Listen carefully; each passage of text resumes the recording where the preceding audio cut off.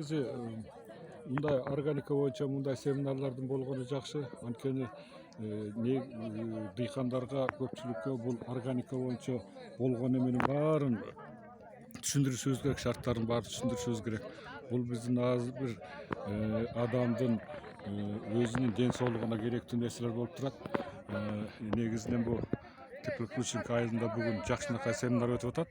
Бул көчөттөрдү, сажыныстардын отургузуу, дарылоо жагынан бүт тармактары боюнча жакшынакай кеңештер айтылды.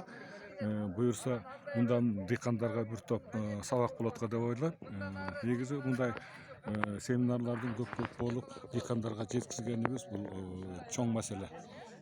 Колдон келсе ушундай проекттер менен элдин бир аң сезимин ойготуп, органика жагына өтүшкө бир көмөктөшкөнгө бул чоң демилге болот деп ойлойм. Эми бул Теплоключенко айылы боюнча мына эки кооператив бул койка долбоору менен, койка долбоору менен кызматташып келатат 2 жылдан бери. Негизи дыйкандардын буга болгон кызыгуусу көп. Бизде мисалы үчүн азыр 50 членге чейин ушу органика менен заниматься эткенге койка аркылуу кирип атышат.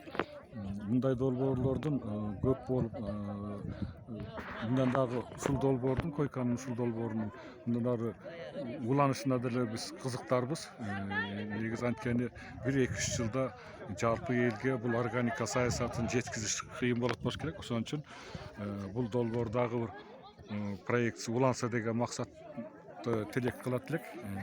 Негизи бул койканын бул эмеси өзүнүн бир 2-3 жылда өзүнүн үзүрүн көргөзөт го деп ойлойбуз, результатын көргөзөт го деген ойдобуз да.